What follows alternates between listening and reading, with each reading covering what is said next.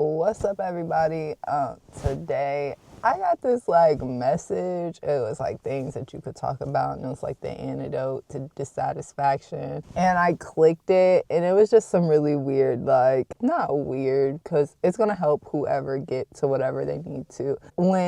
Since following God's path a little bit more clearly, seeing that everything is linked in principle to God, it was funny to me that it's all these things, and the simple answer to that is just pray. The Bible talks about dissatisfaction in two different ways. One is a restless craving that pulls you from peace, and the other is a holy dissatisfaction that pulls you toward God.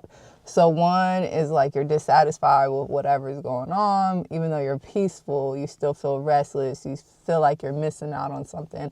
And that could take you away from God. And the other one is you're missing something, and that core thing that you're missing is God. So that restlessness brings you towards God, right? Learning the difference in what it is that you're dissatisfied is the key of figuring out what it is that you need to do. And a lot of times people are dissatisfied because they're missing God, right? You have this money, you have the cars, you have all these things going on for you, but you're still missing something.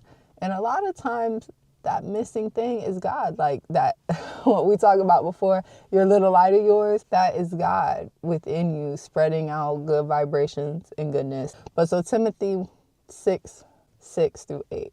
So godliness with contentment is great gain. If you have food and you have clothes, we will be content. And this is just speaking that God's going to give us our basic needs. We stay with satisfaction of God and we move forward, then we're going to get that, what it is, the wish fulfilled. If we're working for it, we're persevering, we're, co-creating with God, that all that's going to come. But you have to be satisfied with what you have. Just be thankful for what you got. You know what I'm talking about? Anyways, the second one, talking about the yearning for things not of God. Ecclesiastes, it says, whoever loves money never has enough.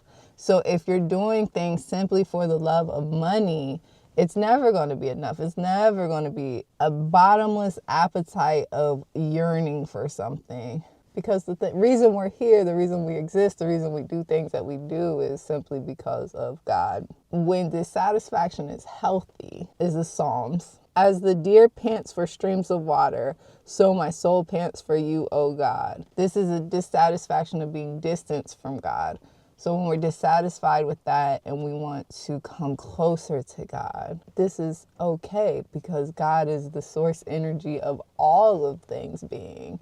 And when we become closer to that, we become closer to all the things that we desire. When I first started talking about being thankful for what we have, I was like, well, what if that changes? And what if what I so desire isn't what I desire anymore? So it wasn't really bringing me closer to my desired wants. It was just bringing me closer to contentment.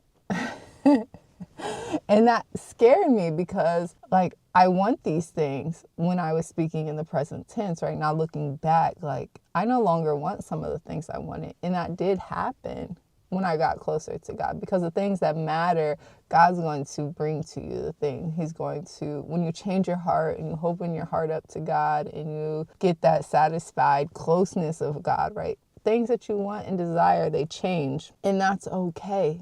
Right? That's okay, because some of the things that we desire, they come from feelings that aren't good, like comparison, irritability, envy, right? These aren't good things to source and manifest stuff with God. It's not a good spot to be in. But when you are working with God and you get things that you work toward goals, right? And you want to vibrate higher and do more, then this is a goodness to have. So I think the right biblical answer that I found to discontentment is probably Hebrews 13:5. And this is, be content, for he has said, I will never leave you. And that is powerful to me, right? So even in all our dissatisfaction and all our sorrow and all our depression and everything that we go through in life, to know, even when we don't realize it, but we can reflect upon it and know that God has been there, that is the strongest thing that we can ever do. That's the strongest bond we can ever have, is having someone there with you that's not going to leave you and that's going to be with you through all your sorrow and all your sadness.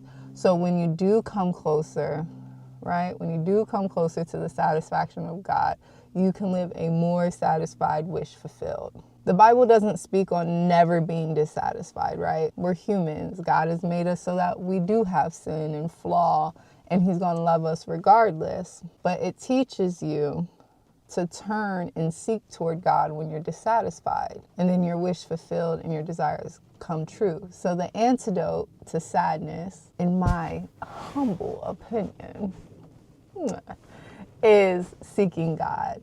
And that's the only thing we can do. If you need a little bit more help with some of the things you're going through, you can check out The Light Within in the link in the bio, or maybe one of the smaller children's books for a more diverse help. And as always, I love you. God will always love you. Check out the link in the bio.